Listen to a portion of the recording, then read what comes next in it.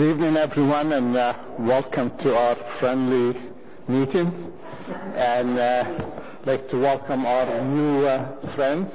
And we do have friends, folks, believe it or not. Thank you for being here. So I'm just going to go to the other side, and I'm going to let these folks take seat in my seat. So I'll be at the other podium.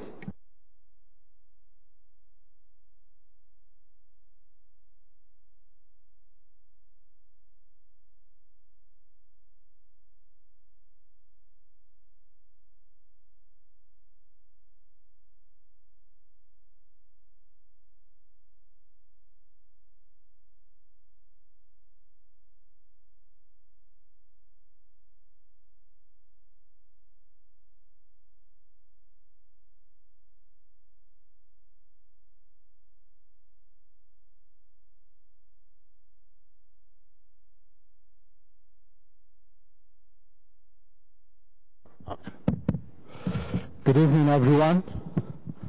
To those in the audience, my name is Eli Al-Shantir. I'm the chair of the Ottawa Police Service Board. Since the first Ottawa Police Gala was held in 2010, we raised over $645,000 for a charity in our community. Thanks to the dedicated volunteers and organizers, we have been able to support so many organizations and great work in our community. Over the years, the OPS Gala has contributed proceeds to the Boys and Girls Club of Ottawa, the Ottawa Distress Center, the UVille Center, the Ottawa Mission, the Youth Service Bureau, Christie Lake Kids, the Ottawa Food Bank, and the Caring and Sharing Exchange, just to name a few. As you know, this is an event geared towards celebrating policing, but also giving back to our community. To our community co-chair, Chair Michael Sangster. I didn't see Michael here. Oh, Michael, thank you, Michael. I was looking for a gentleman in a kilt, but I didn't see one. Your commitment and assistance with the gala over the past 6 years had a huge help, and we thank you for your ongoing support on behalf of all of us. With our involvement and generosity, together we can improve the lives and the future of people in Ottawa. Now I would like to turn it over to Chief Bordelot to announce this year's recipient for 2018 Gala. Chief?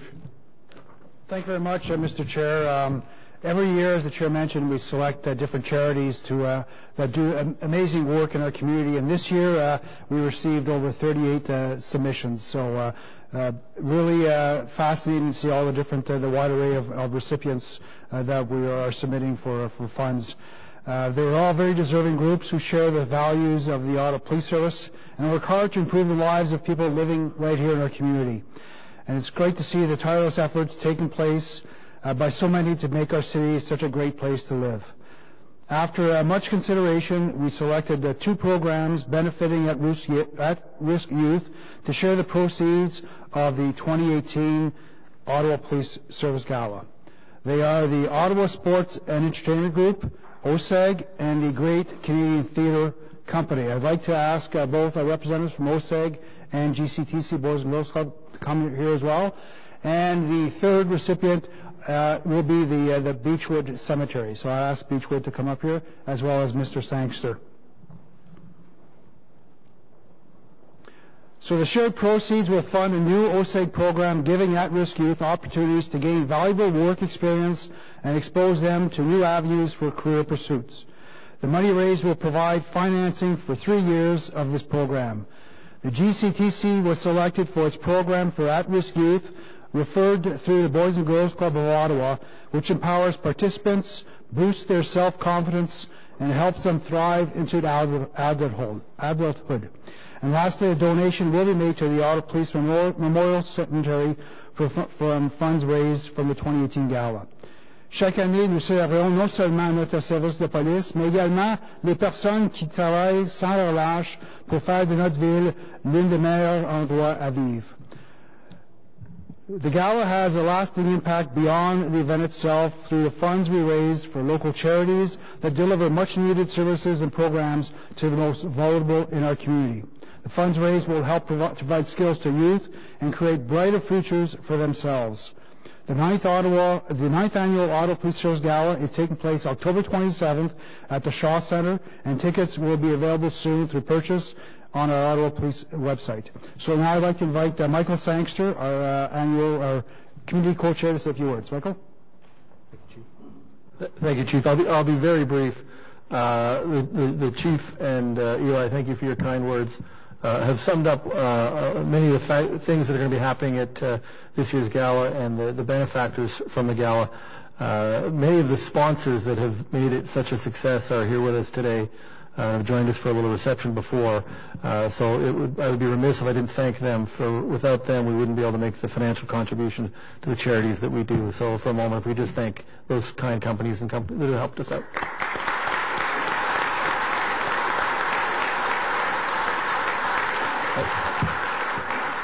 Before we take a bit of a celebratory photo with the new chair of the Ottawa Police Board and his two vice chairs, I don't think they've determined which one is the chair yet. I think it's the 67s because they've been here the longest. But I want to just say quickly why I'm personally involved. The gala, for those of you who have been there who haven't had the chance, I encourage you to please come out. I'm very excited to see we're supporting the Beechwood Cemetery this year because the gala is a moment in time where the city can stop and thank the Ottawa Police for the many acts of bravery and I think even more importantly the many acts of kindness that happen every day on the streets of our city that we don't notice. In our life today, we focus on the social media, the little hit, the negative story, and it's the little things that happen every day that I hear about from some of the charities like the Boys and Girls Club that I think are so impactful as to why we have this evening. So that's why I'm involved, and I encourage you all to please come out and help us raise a few more dollars this year. Thank you.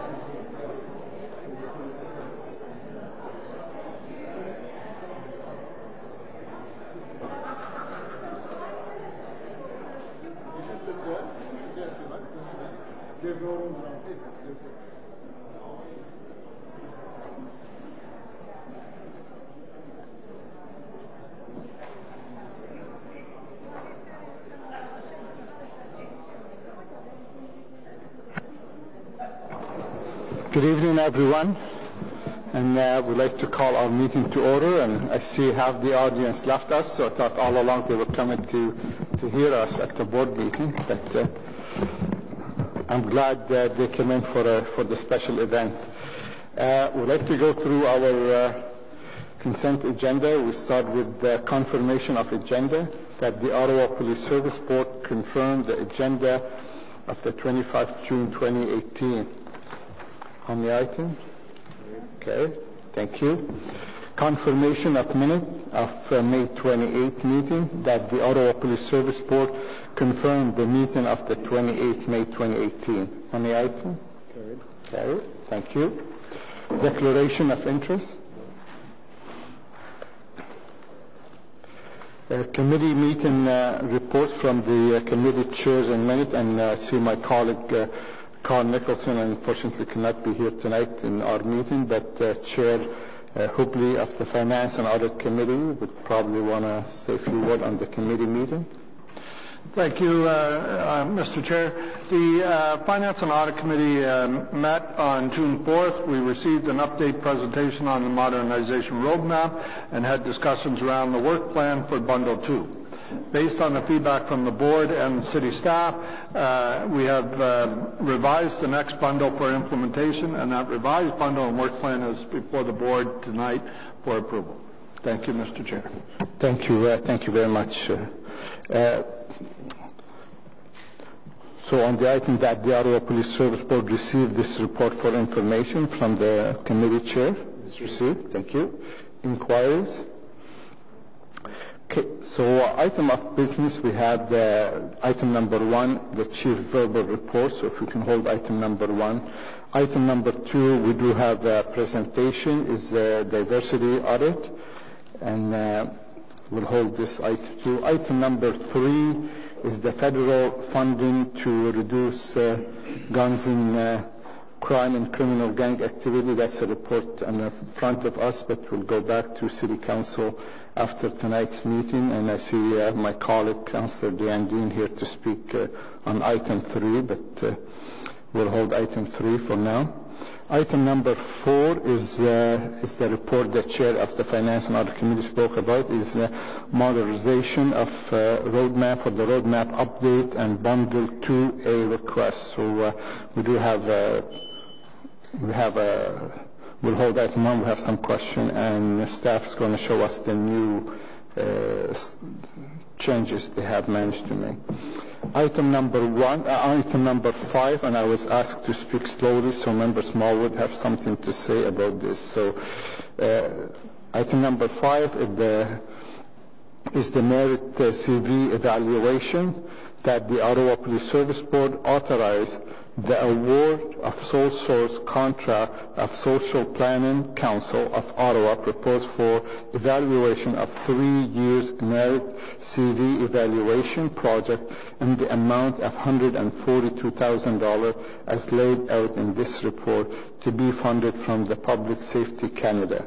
Member Smallwood.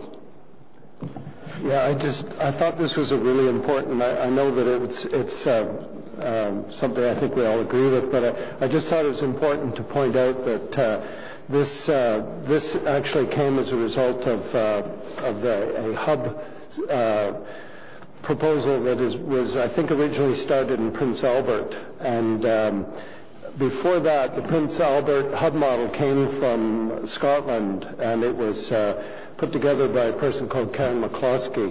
And I thought it's really interesting, just because tonight we'll be looking at hiring 10 additional officers, which is downstream. But I think the chief has made it very clear, as have others, that hiring more police isn't the sole answer to the situations that the public sees in terms of what happens in our streets, that upstream is really important.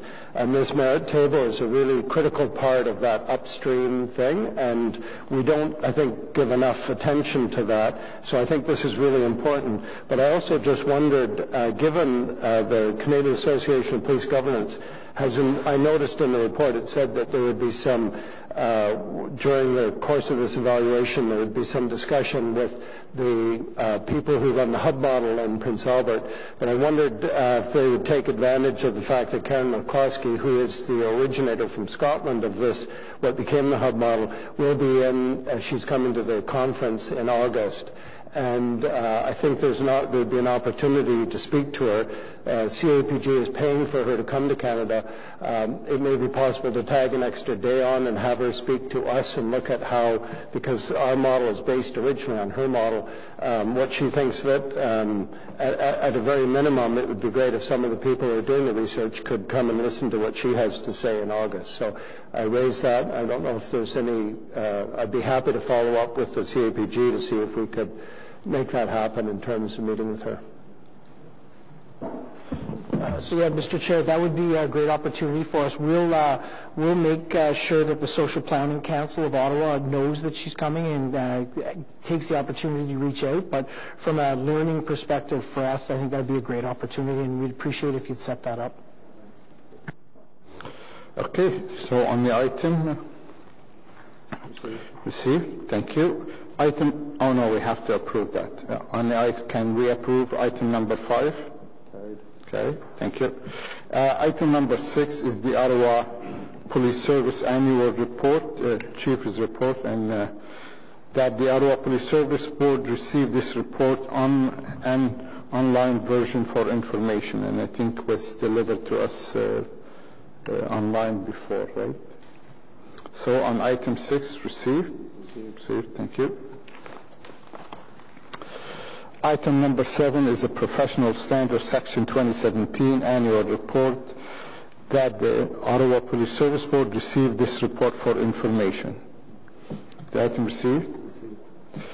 Item number 8, Report on SIU Investigation, February 2016, that the Ottawa Police Service Board received this report for information. Received, thank you. Item number 9, also report on SIU investigation, February 2017, that the Ottawa Police Service Board received this report for information. Received, thank you. Item number 10 is outstanding board inquiries in motion, June 2018. Report from the Executive Directors that the Ottawa Police Service Board received this report for information. Received, thank you. Item number 11, letters of commendation, that the Ottawa Police Service Board received this report for information. Okay, thank you. So now we'll go to I know the Chief's verbal report will go first, but if we can, before we do the diversity audit, if we can connect immediately to item number 3, because I think the Chief's verbal report and item number 3 is going to probably go hand in hand. So we'll hold item number 2 for after 3, if it's okay with my colleague. Okay. So I'll turn it now to the Chief for verbal report. Chief. Thank you, Mr. Chair. I first want to begin this evening by mentioning the new timelines for cannabis legislation or legalization. The federal government announced last week that the official date when cannabis will become legal is set to take in force on October 17th. That announcement was a major milestone, but there's still a lot of work to do in developing and finalizing regulations, both at the federal and the provincial level. Public education and awareness will be vital. Government needs to ensure all Canadians understand the new rules. And a key priority for the police is the issue of impaired driving. We expect to see an increase as a result of experiences in other jurisdictions, and we've been working very hard to ensure that our officers have the training to identify impaired drivers by drug. As a police service, we are working hard to ensure that all our officers are fully prepared to deal with safety issues surrounding this new legislation. We currently have 16 officers trained as drug recognition experts and another 261 officers trained on our standardized field sobriety testing. Another 10 will be trained as drug recognition experts this fall. Unfortunately, the training is currently only available through the United States and the RCMP. We will be educating our members on the practical implications of the new law in regards to policing. This means learning about penalties and offences under the new legislation. We're also part of a citywide integrated cannabis steering committee and a working group. While this new law brings with it many unknowns, our service is taking a pragmatic approach to dealing with whatever emerges after the implementation of the legislation. As we all know, we will be celebrating Canada Day in less than a week. Our service has been coordinating with our policing, security, federal and municipal partners to prepare for the safety of all who attend this event. We undertake these preparations with an understanding of the threats that exist in our world and in our community. I want to thank the planning teams and all the members who have been actively engaged in the work so far. It's a difficult balance ensuring public safety and security measures don't impact the ability of the public to enjoy this holiday. This year, the Ottawa Police Service is again in charge of security off the Hill and throughout Ottawa. The lineups are managed by Heritage Canada and Parliamentary Protective Services, and I know that a lot of work has gone into learning lessons from last year's experiences.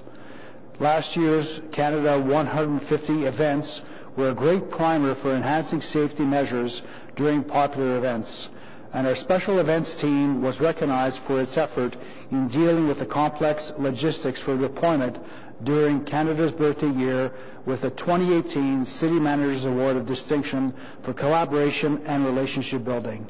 It's a well-deserved award, and the Ottawa Police Service is proud to be a partner in the C team. Mr. Chair, I've talked about new implementation of some software called Health IM. Just this past week, our frontline officers were provided a new tool when responding to calls for people in mental health crisis. The new Health IM software system allows an officer the ability to quickly assess whether a patient is an acute risk and seamlessly send that report to a nearby hospital. It will also assist us in tracking and reducing wait times at hospitals. This tool will help us to provide appropriate assistance to those in mental crisis. We expect it will reduce our apprehension rates when it comes to interacting with those who have mental health issues. Officers have already begun using the tool, and we expect to have updates on how the new software is helping us help those most vulnerable in our city. And having said that, helping people in mental health crisis puts our communication skills of our members to the test. One evening earlier this month, our officers responded to a report of a suicidal young man on the Alexandra Bridge. Our officers responded and began speaking to the man. Ottawa Fire managed to get a boat beneath him in the water in case he did jump. By working together, they managed to talk the man off the bridge and get him to a hospital. I want to thank all those involved.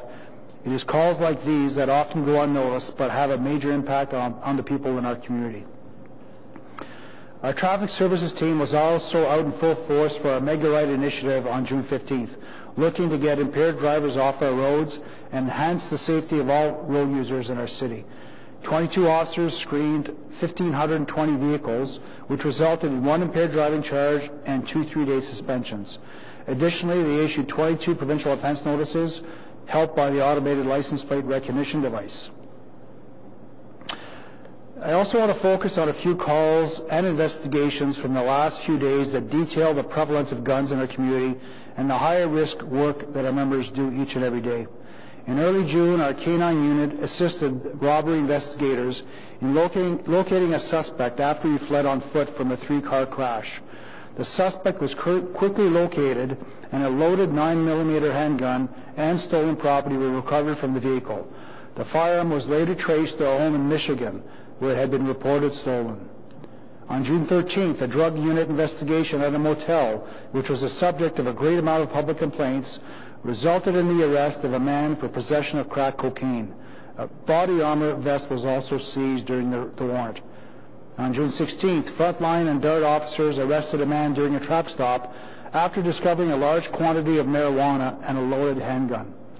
On June 21st, our drug unit seized 4 handguns with extended magazines and hollow point ammunition. 6 people arrested, and a large quantity of narcotics and cash was also seized. And finally, this past weekend, our drug unit conducted a search as part of a joint forces investigation with UOPP. Our officers seized drugs, stolen property, and an assault rifle and a handgun. Sadly, it's become more and more common for our officers to find handguns and illegal weapons during our investigations. The influx of guns is being seen in many communities in Canada. It's a reality that puts our officers and the public at risk. members from across our service continue to focus on gun violence suppression in our community. We are seeing results, but we need to ensure that that effort can be sustained long term. That's why the report on the agenda regarding our 10 new officers directed at our guns and gangs efforts is so important. Thank you very much, Mr. Chair. Thank you, Chief. And a question to the Chief on the Chief's verbal report. Member Blaustein. Thank you, Chief. Thank you, Mr. Chair.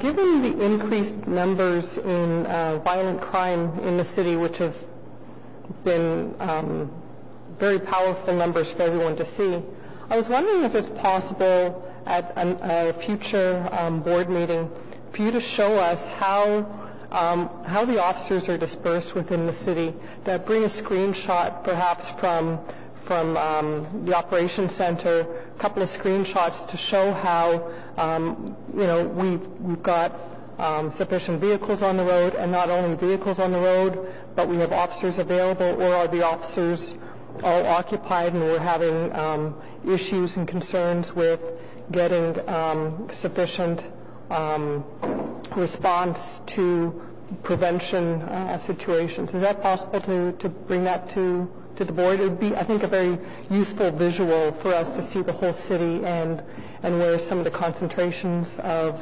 officers and vehicles may be. Mr. Chair, with all due respect, it would be inappropriate for us to provide that information in a public setting. We guard very closely our deployment model, where the officers are, the numbers that are out there for operational security reasons, and it would be inappropriate in an open public forum. We've never released that type of information publicly. Even when we speak to Canada Today, we don't speak to the numbers that we have deployed out there.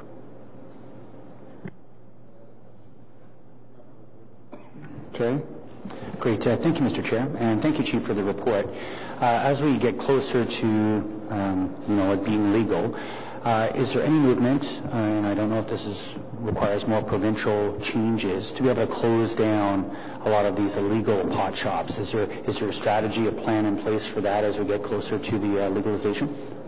That's a good question.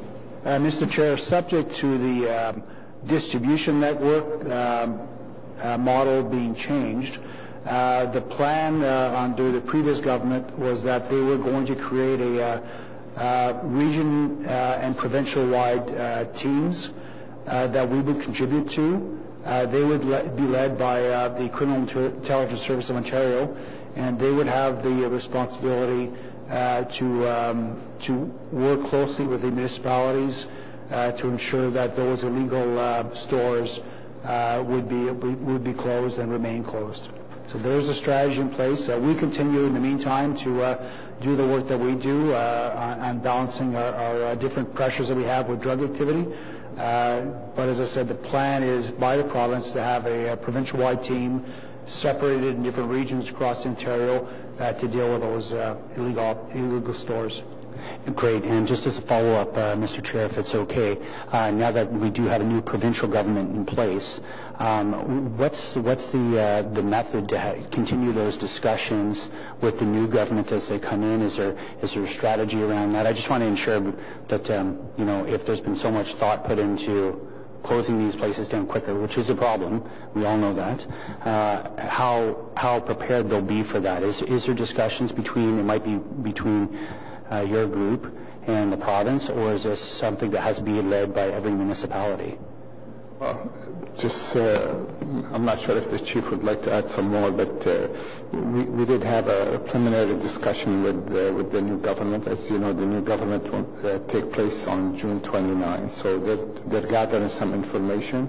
Obviously, they're fully aware of what's happening here, and some municipality cannot be soon enough to shut those illegal shops out of their community. So obviously that will be something the new government will take on, as we were promised once they take office. Okay, so to ensure the dialogue continues, that's my concern. Should it be through the police board, or is this something I should put through council to be able to ensure that it's still on front burner?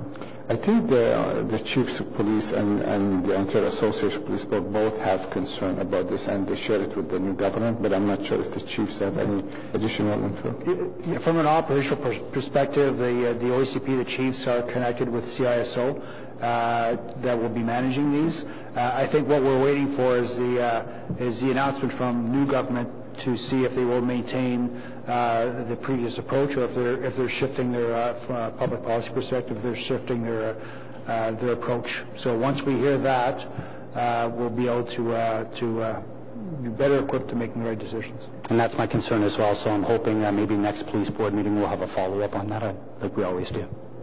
Or we can bring you some update. Hopefully we'll have some update to share with you. I would appreciate that. Thank you. Okay. Thank you, Member Turney. Councillor Hubley. Thank you, Mr. Chair. As my colleague talks about closing buildings down, I recall earlier discussion we had on this. One of the things that had come out of meeting with the OPP was that new legislation includes that we have to have a warehouse facility or some sort of storage facility set up to hold any marijuana that's seized in police operations. Is there any progress on that, knowing where we're going with that? Because that's obviously going to be a budget pressure for you this year, and so for the board's purposes, I'd like to know. Mr. Chair, that piece of in the legislation remains there. We have two options. One is that in order for us to maintain the evidence that we seize, the plants, we have to ensure that we have the facilities to maintain it in the state, so that in the event of a collapse of the courts, that product gets returned. Option B is that we provide them the monetary value of the plants at the conclusion of the court case. So either way, it's a significant budget impact on the police service and across the country with respect to having to return either the value or maintaining the plants. Certainly very disappointing from our perspective that element remained as the final piece of legislation, because it is a very much of an extra burden on our taxpayers. I know when we discussed this and pending legislation, I think you gave an estimate that you thought it would be either $6 or $8 million impact for our force. If this is the case, that you could possibly just pay off the seized marijuana, do you need to revise those numbers? I would assume you'd want at least another $1 million to cover the potential of paying out these costs. There's certainly a budget impact, and it wasn't part of the initial estimates, and it depends on each municipality. The big unknown is how much are we going to be seizing under this new legislation, and the fact that homeowners can also now have the four plants as a maximum in their residences. So if we are responding to calls for service where we're finding tenants or residences that have more plants than the four, those are the types of incidents that we have to maintain. So we're going to be working with our provincial colleagues to see exactly if we can further refine that type of number, but there's no question that it would have an impact on our budget with respect to moving forward and having to reimburse individuals. So are you expecting, last question on that, are you expecting to revise the budget numbers then at some point this fall, or do we have any indication when you'll be ready to do that? I think as part of the 2019 budget process, you're going to see some recommendations and proposals put forth with respect to ensuring that we can minimize the impact from a financial perspective. Thank you very much, Chief. Thank you, Chair. Thank you, Member Hubley. Any other questions to the Chief? Chief, on behalf of my colleague, the board member, especially the one who managed to attend the PDC with the Director General, I want to say thank you to the staff who spent the time show us part of their training on a de-escalation. I think we should go there, I think, at least once a year to get a refreshing to see how great job these folks do on behalf of us there. I have to tell you, we left there very impressed with the professionalism and also the quality of the training of the de-escalation. So even the Director General, she said she learned something new that day as well. So there you go. So thank you very much, and if you can pass on our gratitude to the staff at the PDC, we'll really appreciate it. Absolutely. I'm very proud of the work that they do, and they do great work around de-escalation, and I'll pass on your comments. Okay. On the Chief's Available Report received. Okay, so now item number 3, as I promised, we'll go to it first because we have Councillor Dean with us here, and I see Councillor Eglai joining us, and I'm not sure somebody else, but thank you both councillors for your support and being here.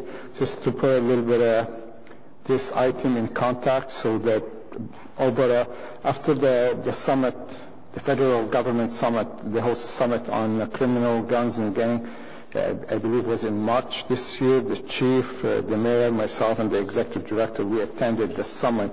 That's when the federal government announced it's going to be a $327 million, 0.6 over the next 5 years, an additional $100 million annual to help support Verify initiative to reduce guns, crime, and criminal gang activities.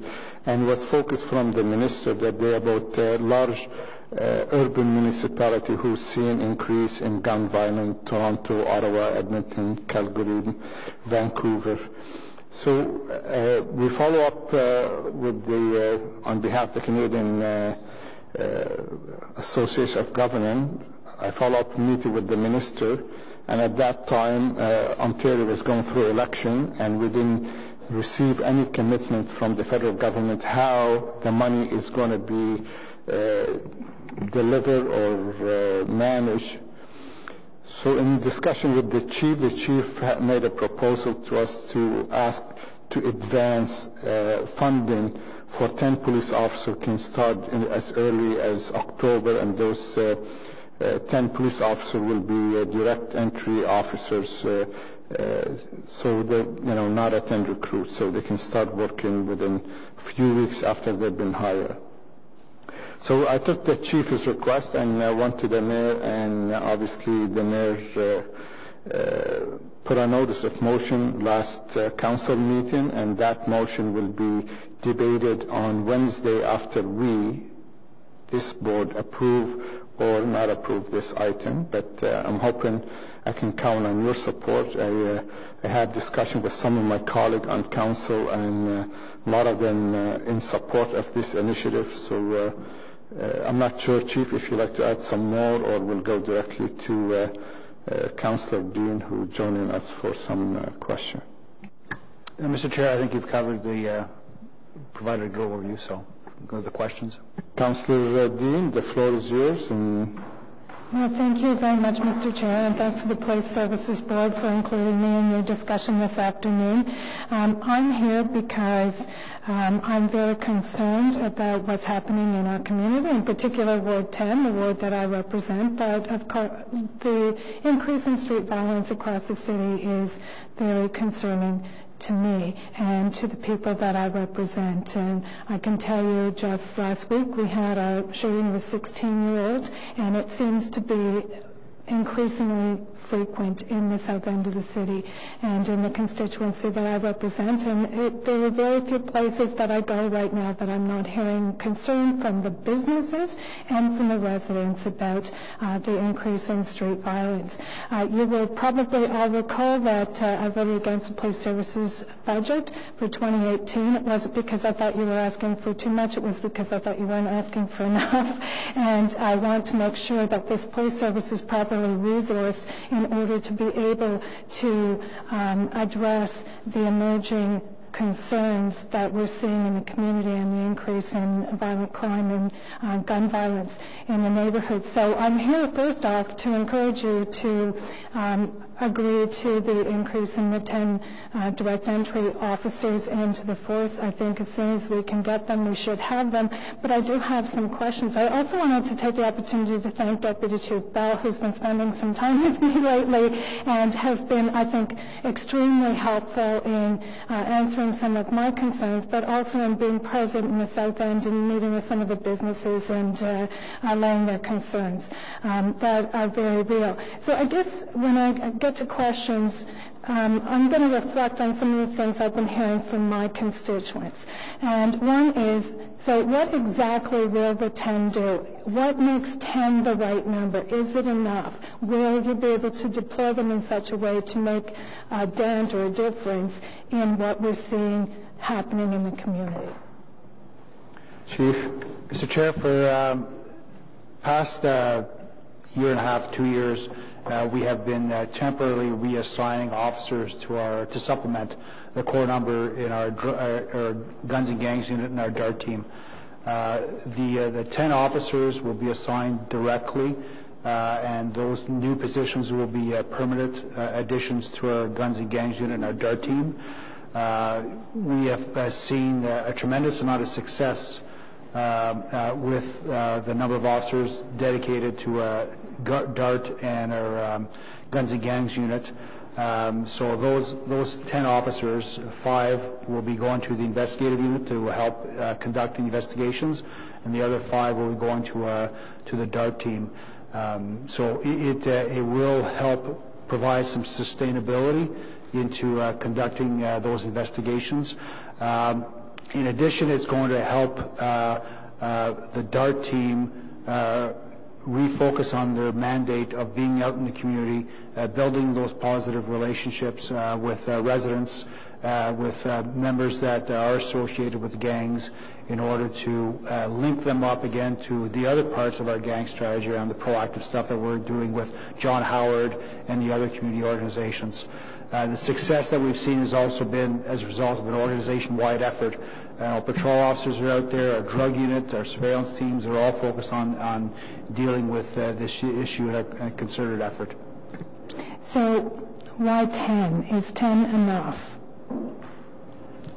We feel that is a number that is going to adequately support our Guns and Gangs unit from an investigative perspective, and the DART team. That's where that number we've seen a lot of success in achieving, helping them achieve from the caseload, the workload perspective, doing the investigations, and the number of officers that we need out there doing the actual functions of DART.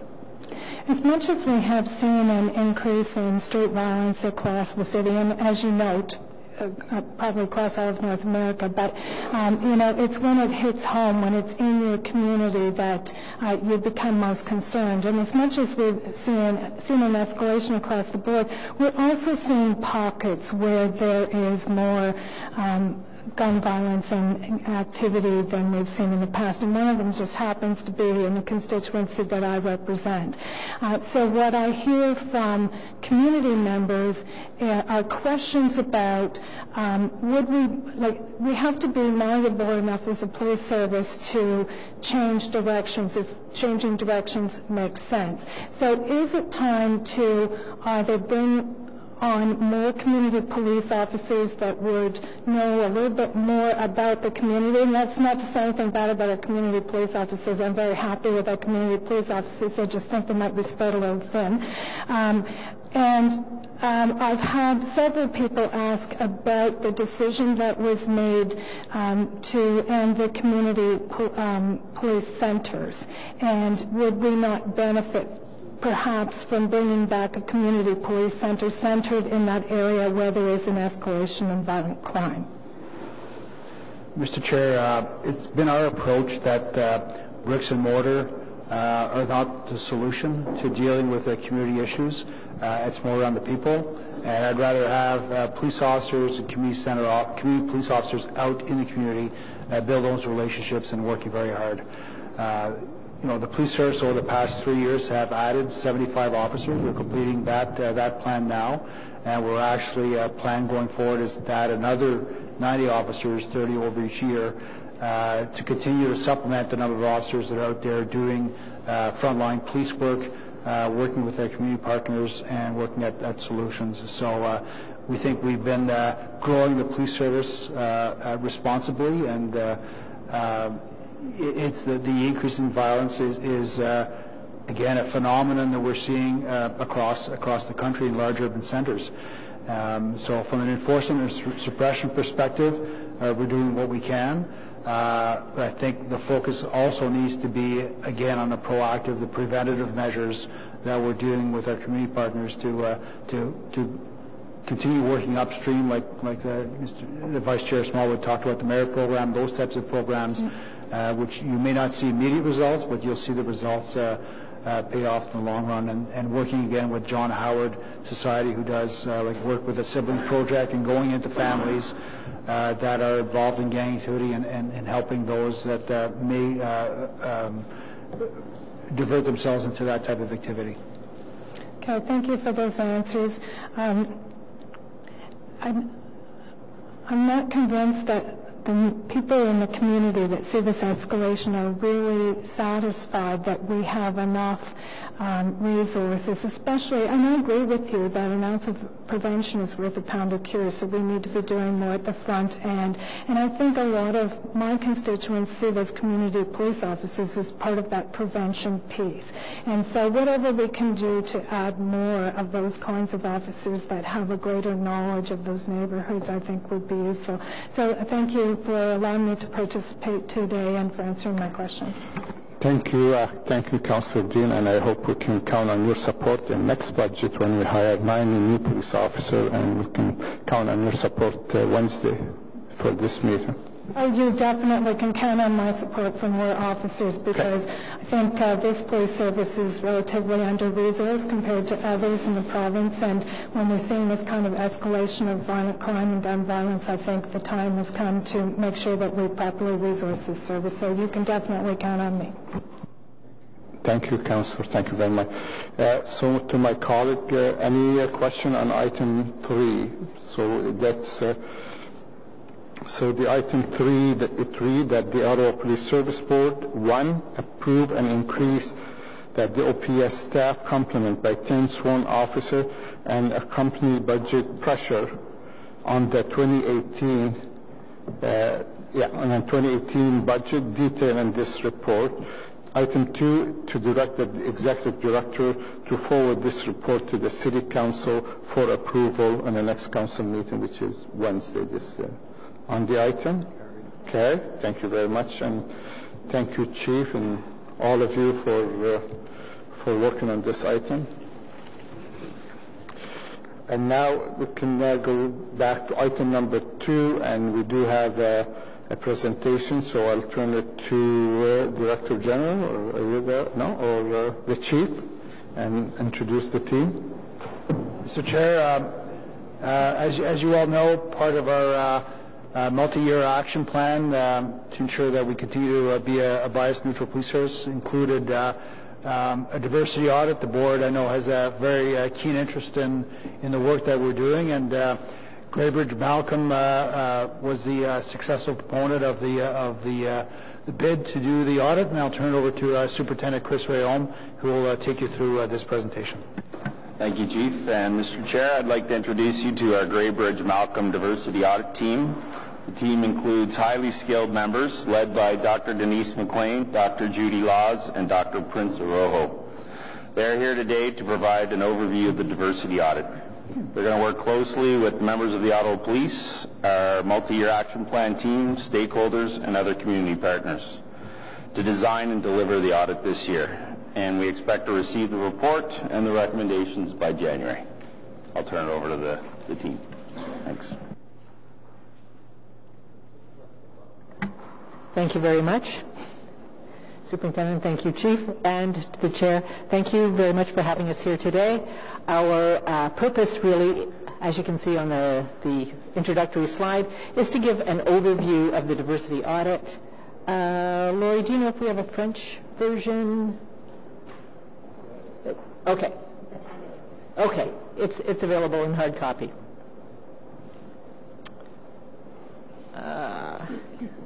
And if I can figure out the technology, we'll be in good shape.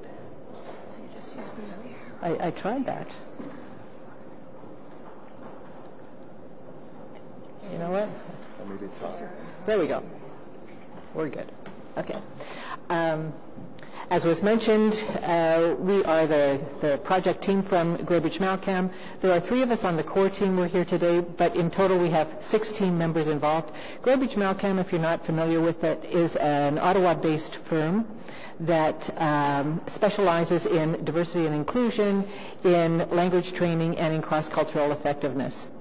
And as you can see, we have many years of experience. We declined to put the total number there. It was just a little too shocking. In equity, diversity, and inclusion, we've done a number of reviews across many organizations.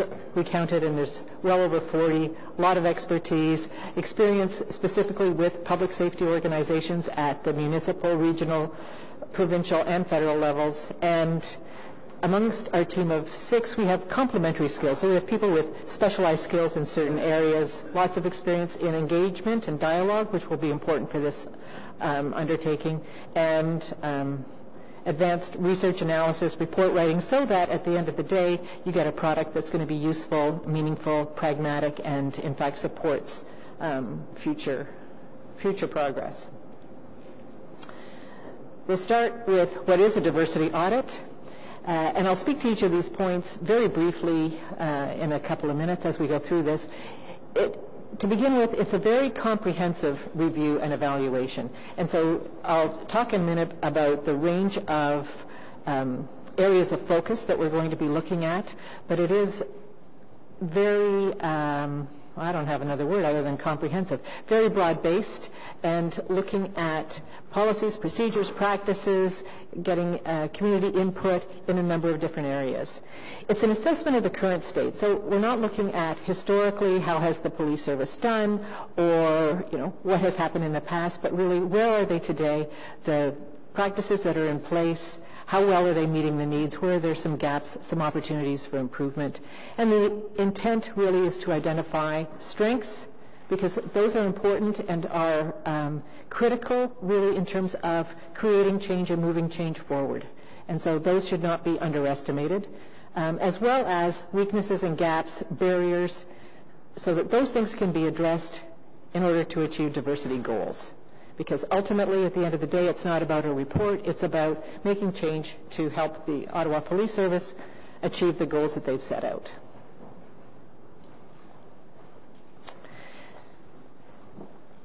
When this was set out, thank you. When the diversity audit was set out a year ago, and since then, there are 3 goals that have been identified for the audit. The first one being benchmarking. So the intent is to actually assess current state against recognized benchmarks. We're likely to use not only the global diversity and inclusion benchmarks, but others that may be more targeted toward police and security kinds of activities. And those are useful for making comparisons, but also for tracking progress in the future and making evidence-based decisions. So the intent really is to make sure that at the end of the day, the police service is equipped with the data, the evidence that they need to make reasoned and evidence-based decisions, and to be able to track and monitor progress. Exploration is about identifying the obstacles or the barriers and flagging the opportunities. Because there will be lots of things uncovered. Some of those are going to be important and worthy of attention, and that's what that exploration phase does. And there'll be a lot of consultation and getting input both internally from within the Ottawa Police Service, but also externally, that will help us to identify where are the priorities, where are the opportunities for really moving the needle on diversity and inclusion. And finally, of course, to provide recommendations that will help inform the multi-year action plan for bias-neutral policing, the EDI strategy action plan, and provide the police service with the information they need to make decisions. Some of this I've talked about in terms of it being a comprehensive approach. It does have a broad scope, examining practices, policies, organizational culture. And so not only what's written down, but also how are those policies, how are those programs implemented on the ground day to day? How do people receive and experience those policies and programs? Okay. What's the culture of the organization? Luckily, the OPS has done a lot of work to date on this type of topic, on these issues. So we're going to take all of that as our starting point. There's no point in us reinventing the wheel and starting over with a blank piece of paper, but we'll be taking the gender audit, the traffic stop race data collection, the work done by Staff Sergeant Granger and her outreach liaison team and others, and that will be the foundation, really the starting point. We'll be engaging, as I said, internal and external contacts, and it will be ultimately and has to be action-oriented. Strength-based, because organizations and people change the best when they have the strengths and the things that they're doing well as the starting point.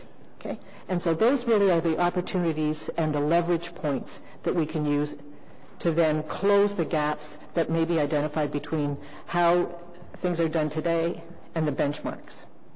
And throughout, there'll be regular reporting to this group, to the community, to the police service. It's not a we go away and come back 6 months from now, and in between there's a black box, so we will be in regular contact. These are the 5 areas of focus that were identified, again, at the very outset of this process. So I hope this looks familiar. This is really a reminder. The 5 categories: leadership and governance, the representation of diversity, how diverse is the police service workforce, human resources, all those policies and programs that are in place, policies and procedures, those are the ones that are specifically focused on equity, diversity, and inclusion. And then service delivery, which includes deployment, community engagement, and partnerships. So that's my, what I meant by it's comprehensive. It touches on all of those aspects. It is quite a broad-based audit, I would say. And how we're going to do it, the work plan, to give you a sense of the timing here. And these arrows overlap because there are 3 main phases that start at a particular point in time, but it's not like they shut down. They will continue to a certain extent. So although there's a critical period of time, it's not as if, we're not going to take any new insights after the end of August. I mean, that will continue as time goes on. So the first phase is a desktop review to review the existing documentation, the data from the OPS census, consult with a few key contacts. That takes place over the course of the summer. Coming out of that will be an interim report and plans for the community input phase, which is then the next phase, runs from August to October.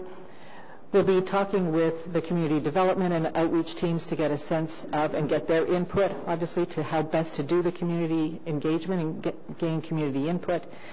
There'll be 2 main methods there. One is face-to-face meetings, and the other is an online questionnaire. We have been told that, of course, there's a bit of a consultation fatigue, right? And the community groups are invited to a lot of meetings and asked for a lot of input. So to the extent that we possibly can, we're going to be leveraging their existing meetings and asking to be put on their agendas so that we're not adding an additional burden.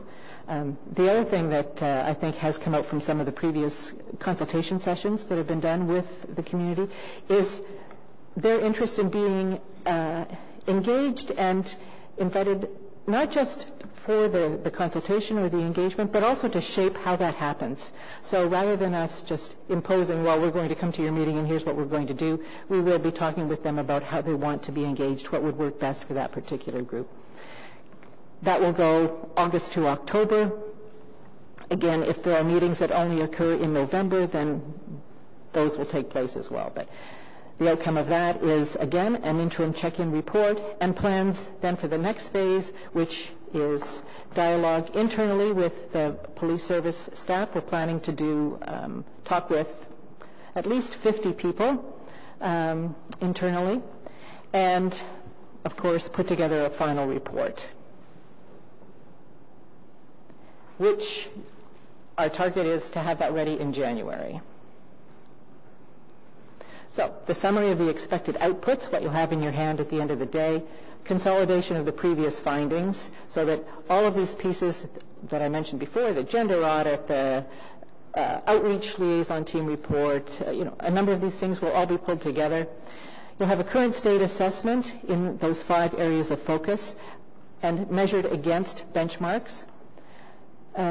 Solution-focused engagement insights. So when we reach out and talk with members of the community, members of the Ottawa Police Service and others, the intent is to focus those discussions on now what? What does this look like? What would be most feasible? What would make the best difference? And then recommendations for actions. So with that, thank you. I'd be happy to take any question. Superintendent, Chief? Yes, shed some light on the situation. Thank you. Thank you. Thank you very much. All right. Thank you very much, Doctor, for your presentation. So we do have questions. We'll start with Vice Chair Smallwood. Mr. Smallwood. Thank you. You touched on the community outreach, and I just wondered if you could give a little bit more, like how will you determine how many groups you're going to speak to? I know the one thing we'd be concerned about is you go through this process and at the end of it somebody come forward and say, well, they didn't ask us or they didn't speak to us. So I'd really like to know how you make sure you have a robust scan of community groups out there that we are very concerned that we do hear from. Thank you. Okay.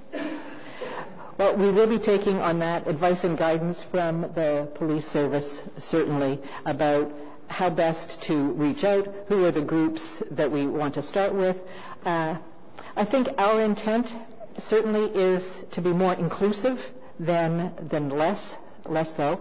And if people come forward, it'll be public enough, I believe, that if people come forward and say, oh, we'd really like to have our input and be able to talk with you, we'll find a way to meet with them. Beyond that, there will also be a questionnaire, as I said, a broad-based sort of public questionnaire so that individuals can respond if they want to. But I think...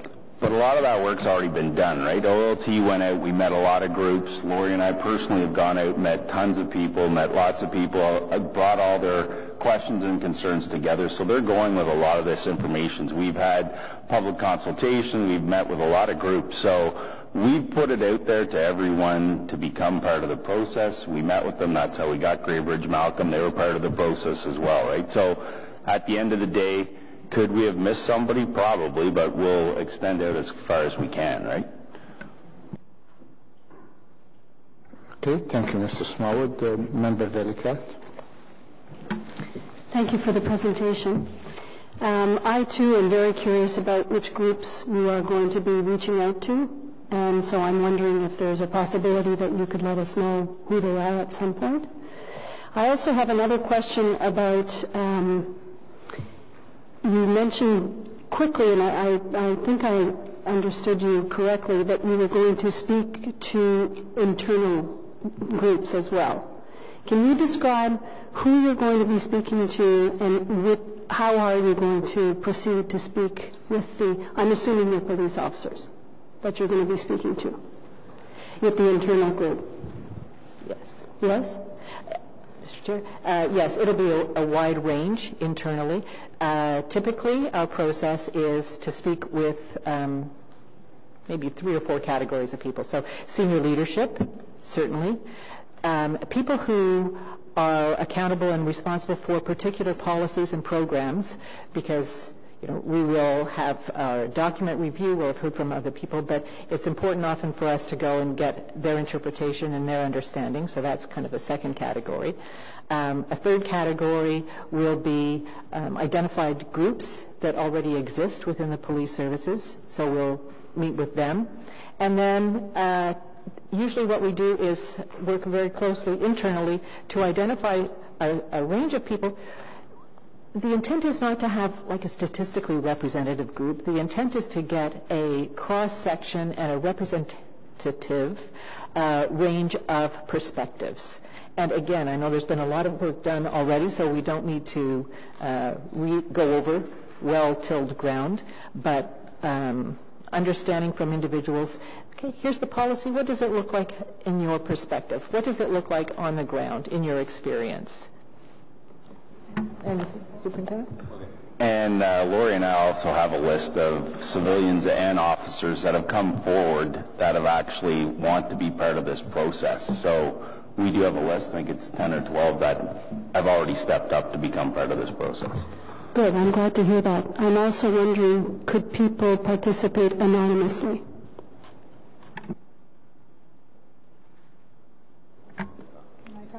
So I've done other projects like this, and yes, they can. We would just need to know where they're from. Are they civilian? Are they sworn? That kind of thing. But yes, I have had the person put in front of me with just interview 1, interview 2.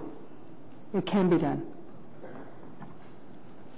Great. I look forward to your first report. Thank you. Thank you, Member Velked. Member Blaustein. Thank you. That was very interesting. I also look forward to it. I'm just wondering, are you looking at diversity as it pertains strictly to recruitment? Or are you looking at career development opportunities and diversity in the service too? Just asking. All of that and more. Thank you very much. Any other question from my colleagues? As I hear you doing your presentation, I cannot help it but to, so we do have a review of the strategic plan of our service. And I see some of the works you're doing here. So how is going to fit in with our strategic plan, or at what stage will you'll fit it in with the strategic plan we have? Because the timing is not aligning, because you're talking about January, and if I look at Randy Marr, I think the strategic plan for the board is going to be. Mr. Chair, I am part of the internal diversity team, so part of that linkage piece is ensured. I know it's always a challenge to kind of align the processes, but right from day one we've been working together. And we have, we're looking at kind of September, early October, having that joint police services and police member planning day we typically do. And hopefully they will have a number of the observations that we can incorporate into that process. And to the doctor, so are you looking also for a performance measurement, like how would we measure our success, and what's the baseline, since like what will be your baseline for the measuring?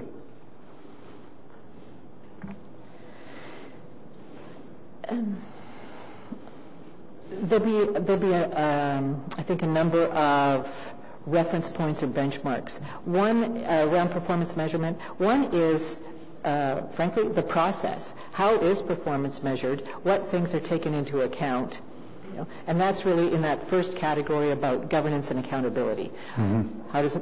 How is it carried out?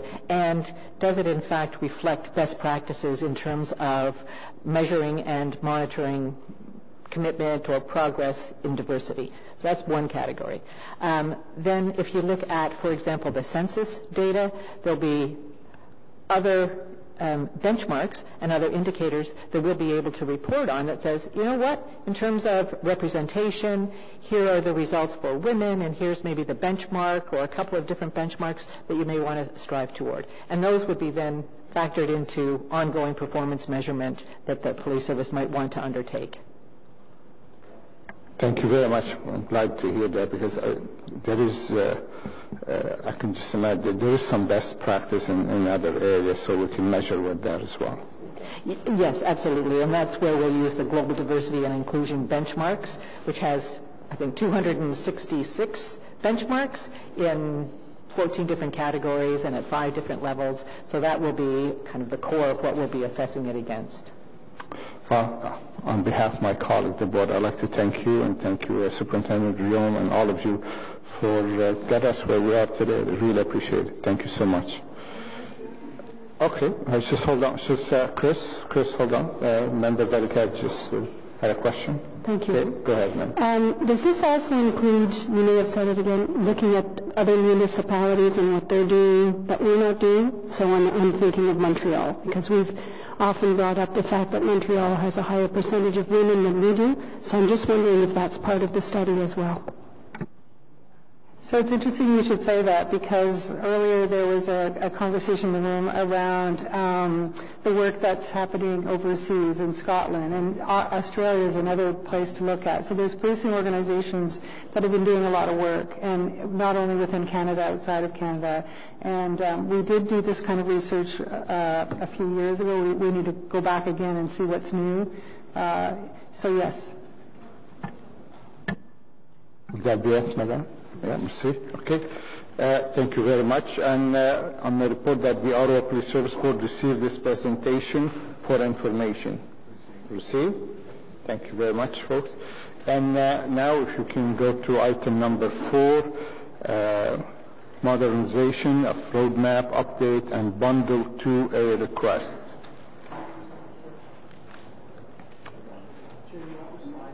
Yeah, it's just one slide we agree on.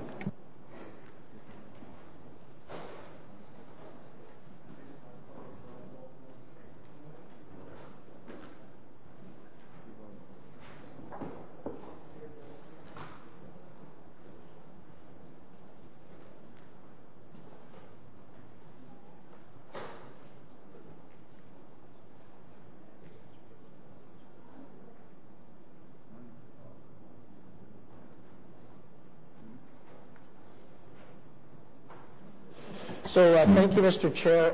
As a result of some of the work that we've been doing around the modernization roadmap and relying on our principles specifically, I can't get that word out tonight, specifically around the partnership first principle, we've been able to have meetings with the city so that we can start to align 2 of the projects that we presented to you at the Finance and Audit Committee last time.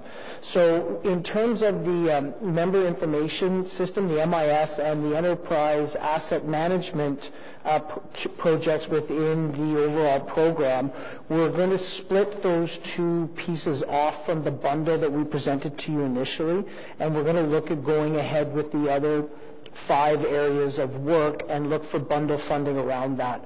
The early conversations that we've had with the city have allowed us to see there's both opportunity and limitations what we can achieve in those areas, and we need to make sure that we're properly aligned with them so that we can deliver under their systems.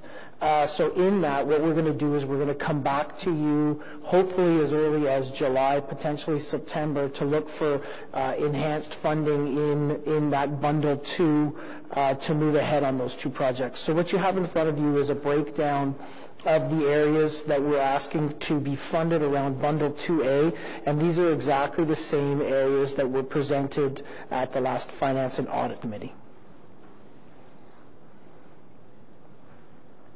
Okay. Jeremy? Well, first of all, thank you, Deborah and Deputy Chief. I think I had some concern at the Finance and Audit Committee, and I had asked the Director General, and I think I would assume yourself, met with city staff, and I feel today comfortable with the fact some of those items that you called them in your own term is the back office items been at least been put on hold for the time being till the city become on board and be able to engage with us. If I understand that staff from the city, they said they won't be able to do much right now until first quarter of 2019, if I remember correctly. Mr. Chair, that's correct. In the back office area, we'll be working with the city to maximize the use of the their SAP systems. And at the moment, the city is investing quite heavily in upgrading them to something that's called the HANA version of SAP. And that will include some payroll upgrades.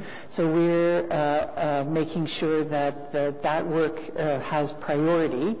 What the city treasurer has assured us is that work concludes in December 2018. So in January 2019, we have the ability to start to implement on city systems. What we'll be doing from now until the end of December then is reviewing the overlap of the opportunities that we have. We know that there's some systems that the city may want to work with us on to put into the cloud version of SAP, which is called SuccessFactors. But there are many aspects of the work we're doing in those two work streams that we could utilize the existing city SAP version. So our two teams are meeting actually this week and next week to compare roadmaps. We each have a roadmap outlining our way forward, and we'll be looking to maximize overlap, but also some opportunities to merge into the new version of SAP. There's benefit for both of us to be able to test out some of the new aspects of the success factors and to do it on a limited basis. So we always keep in mind that there's only one taxpayer paying the bill for these functions, and we're trying to make sure we get maximum use out of our taxpayer dollar. And Mr. Chair, can I add as well that I've been having some discussions with Mr. Kanellakis to look at what other opportunities and where the city is heading and where are other opportunities that the police service can collaborate with the city, and we'll be bringing that to the team as well. Okay, so I do have a few questions, but I'll take a question from my colleague first, and then I'll go to my question. So any question from, Member Smallwood? Anybody else? Just a question I raised before at the meeting, and I just wondered, do you have any update on the idea you were talking about of being able to untether the officers so that they'll have more mobility? Do we have a time frame for when that might happen? And I think that's a really important part of this, to be able to get the officers to be able to be more mobile. So just wondering if you have any update on that. So specific timelines of when we'll be deploying that I don't have for you right now. Do we have those? No, so I didn't think so. That's why I don't have them. So we don't have those specifically, but what we do have is we have charted out how we're going to bring our new laptop computers, our mobile data terminals into the cars, and then beyond that, how we're going to actually look to iteratively transition the officers to being able to use their handheld and have more functionality. So to take us completely away from the data terminals in the vehicles that we have now is a much longer term process, but it's something that we're looking to progressively do over the coming years. Mr. Chair, if I can add as well, so that's, frontline mobility, that's part of Bundle 2, which you're approving tonight. That's where the money is moving towards advancing that part of our modernization roadmap. So there will be significant advances in this bundle towards achieving that objective. So that means that in terms of the on-foot officers and the bicycle officers, it's not going to happen this year or next year even, maybe then it's a couple of years away. Is that the idea? So I believe it starts in 2019 and should be coming online as our Bikes and Beats unit are actually coming online. The mobile officers, the ones that aren't tethered to the cars, the officers walking the beat and riding the bicycles, we've actually identified as a very good test group to use some of these more innovative, more forward-looking technologies so that they aren't tied down to a workstation or to a vehicle. So we do see great opportunity in leveraging that group, and that's one area where we're focusing on piloting and implementing new technology. Any other question from and I do appreciate the fact the majority of my colleagues were at the Finance and Audit Committee and they asked a question there. But some of the questions we had asked, and you were to give us a little bit more detail tonight at this meeting. Obviously, we want to support the Bundle 2A request because that falls under operation, and we don't want to delay. So the frontline mobility will include issuing smartphone to our frontline members, right, Deborah? At the cost of the phone and the bandwidth included in the $1.74 million. My question is that price including the smartphone or not including the device itself? Mr. Chair, that will include the cost of the device, and on the operating side, we'll be picking up the cost of the phone service itself. So yes, within that number then we want to achieve two things. We will be replacing the workstation, the mobile workstation in our patrol vehicles to bring it up to date, to become more powerful, and also to deal with the ergonomic issue of putting a workstation inside a vehicle. That's one aspect of the work. The second aspect of the work is to distribute mobile devices to frontline officers. At the moment, as they leave the car, they don't have access to CPIC or to CAD. They have CAD a bit through their radio, but they don't have RMS. So they don't have the ability as they work to understand what's going on around them or to research information about the location they're going to.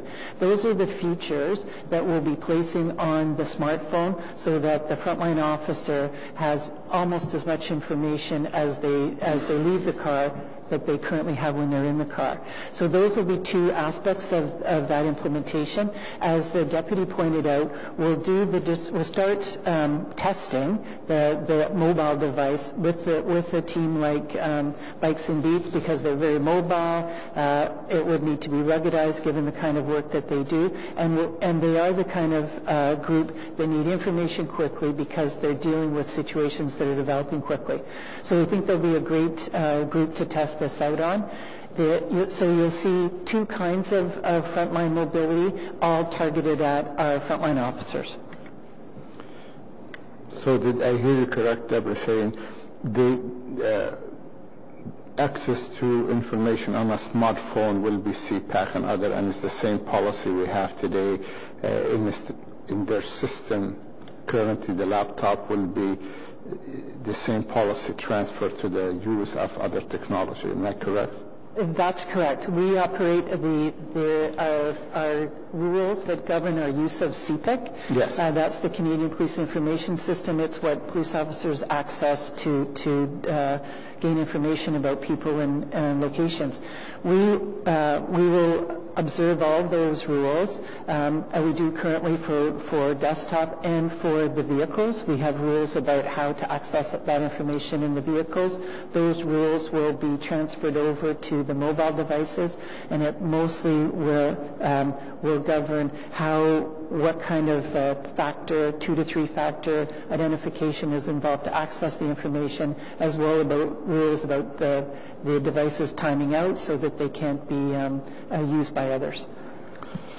And if you can tell the board that in terms of the money spent to date, what tangible benefit have been released? Because we spend on a bundle one, can you just tell the board and obviously the audience the tangible benefit to date? Mr. Chair, I'll talk about a few of them, and then Steve, I think, could really fill us in on the innovation stream. We have spent, we're about 80% spent on the budget and about 70% of the way towards completion of the first bundle. You'll see from the first bundle budgets that the information management stream and the foundation and security stream were the lion's share, they're roughly half of the first bundle. Those are almost invisible to the user, but those are the backbone of both the information management and the technology platform itself. So what we are doing is creating a new security environment, which is critical for policing. We're creating a new technical backbone for Ottawa Police Service for all of these streams of work to operate on. And we're creating a new approach to information and how we access information. We know we have a lot of information within Ottawa Police, but it's siloed within between 250 and 300 separate applications. So on the information management side, we'll be creating a data hub or a data lake in order that we can access that information across the organization with appropriate permissions. So much of the tangible work in that area would be invisible to the user. It's happening within the information technology group itself, but it's critical for moving forward. With the exception of the innovation stream, the other streams are following a design, plan, and implement approach. So with member information system, enterprise asset management, frontline mobility, and collaboration, we've been planning and designing the applications that will follow. And implementation will happen in Bundle 2 for all of them. Phased in many cases. So for each of those other streams of work, we have a plan for the features of those streams going forward.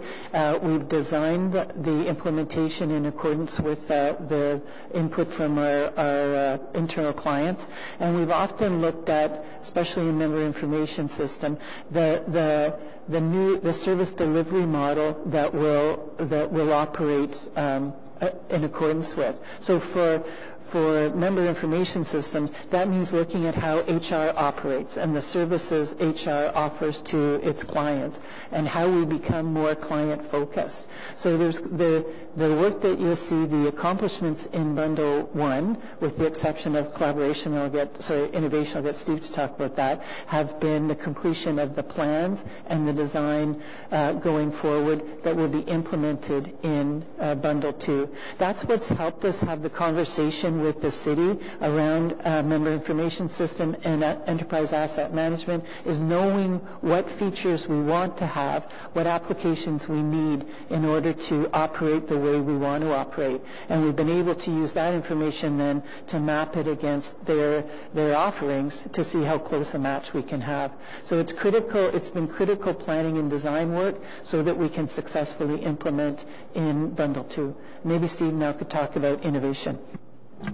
So our approach with innovation has been unique and somewhat different than we've done in the other areas. We've actually taken the cop-centric view to heart for sure. And what we've done is we've assembled a group of about 20 operational people who come in on twice a year now to have discussions to tell us about the things that they need to see from this modernization roadmap from a technology perspective to be able to help them drive operations. So in our first session, the group came up with 3 key things that they wanted to take a look at. One of them was called Zello. It's an app, and what it is it's a push-to-talk app that allows you to talk within smaller group settings, and that's being used by our covert ops group because some of the challenges we were having around their interoperability, carrying a clunky radio when you're doing foot surveillance is really challenging. When you can walk down the road with your cell phone, have it to your ear like everyone else does. So we've started testing on that, and we saw early on that it was very effective from an operational perspective. Another area that we looked at was around social sentiment analysis and the effectiveness of it to help us drive operations. We know that from building a business plan, from building a strategic plan, social sentiment is a very helpful tool. But we were actually looking at, can it help us drive and direct our operations? Pretty early on, we actually brought in some people that had experience in other jurisdictions doing it, specifically Baltimore. It was Baltimore. The chief of Baltimore came in, and he had widely used social sentiment analysis and developed it to help drive his ground-level operations. We put this in front of the Innovation Council, and they quickly saw how it could actually be of benefit to help alleviate traffic complaints where there's multiple Twitter hits on a traffic complaint. It could help to measure community response to some sort of traumatic incident in their area so that we would know what areas to go to more quickly. So there's another area where we've actually found tangible benefits in using that. The last area that the Innovation Council looked at in the first iteration was around Health IM and how are we going to evaluate its effectiveness. Is it actually getting officers out of waiting rooms when they're transporting mental health patients? Is it achieving the goals that we wanted to have? And the Innovation Council determined that that was a good way to actually spend some of the innovation money that we'd set aside to make sure that we were actually achieving what we had hoped to achieve. In our last iteration, one of the things that came out of that was really interesting for us was around facial recognition. We have hundreds of photos a week that are provided to our the mass of our officers saying, can you recognize this person? Can you recognize this person? 90% of the time, that person may have already been involved with us, and we already have a photo of that person. So if we could take out the opportunity cost that we're losing every time we put an email out to have people look at and actually be able to run it through the data that we already have, we would be much farther ahead. So right now we're looking at testing and trying to figure out how we're going to pilot facial recognition software within our service. The Innovation Council has actually been it's been very productive. It's helped us from a change management perspective as well, because it's easy to say cop-centric, but you actually have to show that that's what you want to do. This group comes in on a regular basis. They're the ones that determine the direction we're going to take in terms of technology's investment to help operations. And if they don't want to go in a direction, we don't go in that direction. So it's really trying to demonstrate that the modernization roadmap is there to support and augment operations from a technology perspective, and that the people on the ground doing the work actually have the answers for us, and we need to utilize them to help set our direction. My final question is the PwC regularly travel from Toronto to Ottawa, and we saw it in the report, but now you're looking for purchasing office space. My question, what sort of work cannot be done remotely? Because if we go through the report, obviously the remote conference call through FaceTime and other. So I'm just wondering why do we need to rent a space? Just because that was in your report. Mr. Chair, thank you. The PwC has been quick to point out to us that a police organization is a very unusual client. What they've found with us compared to clients perhaps such as the big five banks is that the police officers want to be very involved in watching the work unfold and being involved in it side by side. So in our case, it's very much a show me, we're a climate. And the purpose of the space that we're talking about is to create the project environment as we launch these and implement these next bundles. Because our officers, as Steve said when he talks about the Innovation Council, they want to see how it works. They want to be involved in the development of it. That's how they establish their trust in it and can support it. So we will be maximizing teleconferencing and stuff as much as we can, but as it gets to actually implementing these packages, our folks have made it clear they want to be side by side and watch it happen. So we think that's one of the keys that we'll have to adoption and support of the program. We've been making do so far, but because as we had some space in Elgin before CID came back, we're actually starting those renovations now, so we're not able to use that space anymore. So we've looked for inexpensive space close by to create a project environment where our folks can be involved with the project teams themselves and really work as a coordinated team, not as the consultant and OPS. Steve?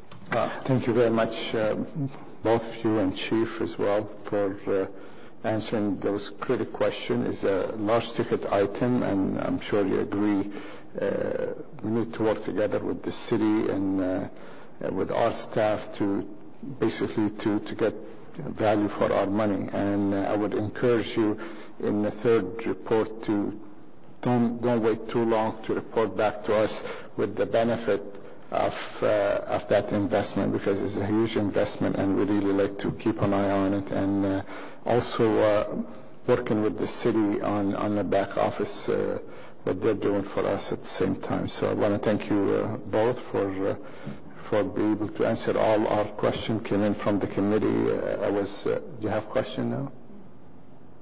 Okay. Thank you. I was wondering, this is pretty groundbreaking, right? I don't think there's any other police service in Canada that has what you're developing. And so you're talking about, you've brought in someone, the chief from Baltimore, for instance, because they have some of those applications in use. Where do you see this going for the rest of Canada? Do you think we're going to be attracting interest from other municipalities on how you're doing this? I'll sort of speak from the strategy side, and Steve can cover the operational side.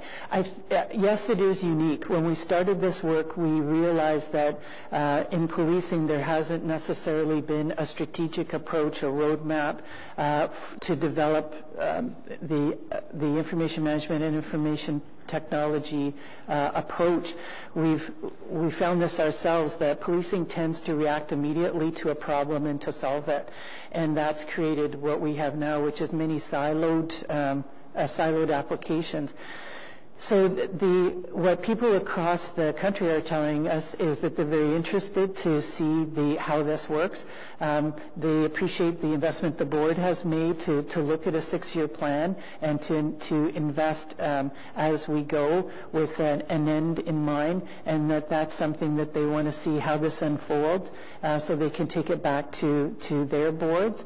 There's a commitment on the other side, which the board chair reminds me of. We agreed to deliver quite a significant package of benefits as well with this plan, so people are watching both sides. The delivery, the design, delivery, and implementation of the roadmap, plus the change in work, the transformation of work, and the benefits that go with that. Now that's kind of from the back office side, but Steve can speak more to operations. Yeah, from an operational perspective, there's been a lot of interest as well. But the other side of that is, I think you have to remember, policing is actually catching up. You get a business card at work, you take a picture of it, and it automatically downloads into your contacts. In a police environment, why don't we take a picture of a driver's license and it automatically downloads into a report so we can start to fill that report? The opportunities for us to actually make the work of our frontline members more streamlined is immense. People are very keen to see how we bring that together in a strategic way to be able to deliver this as we move ahead. The important piece of this, though, is it's not a technology project. We build it initially as the IT roadmap. It's not that, because if it was that, it would have a huge percentage chance of failure.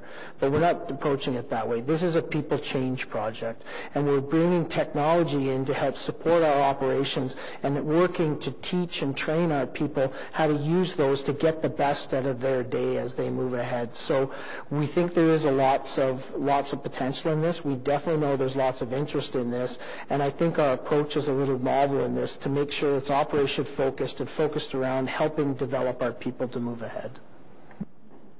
Good. Thank you, Madame Belicat.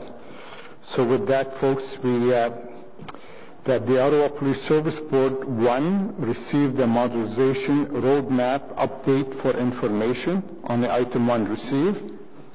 Item number 2, approve the work plan for bundle 2A as set out in the report. Approve. Item number 3, approve the delegation of authority to the Chief of Police to execute and administrate bundle 2A in accordance with the master contract agreement to a maximum of $9.9 million. Approve. Item number 4 is the question I asked last, is approve the 5-year lease commencing August 1st, 2018 with Metcalf Realty Company Limited for 3,034 square feet of space at 150 Isabella Street for an annual net rental amount of $27,306, an annual estimated operating cost of $48,600. All right. So with that, thank you very much, and thank you for answering all our questions. And please, like I said, early in the fall, or you can bring us some update to the Finance and Audit Committee. Thank you. With that, folks, I believe that will conclude our meeting in public, so need a motion to move in camera. So move. Member Smallwood, thank you very much. And happy Canada Day, everyone. And Chief, if you can pass on our gratitude to the 911 or the call center for 30 years anniversary. So on behalf of and happy anniversary to all the people at those centers. I know they're frontline as well as anyone else, those people. Thank you. Thank you, Mr. Chair.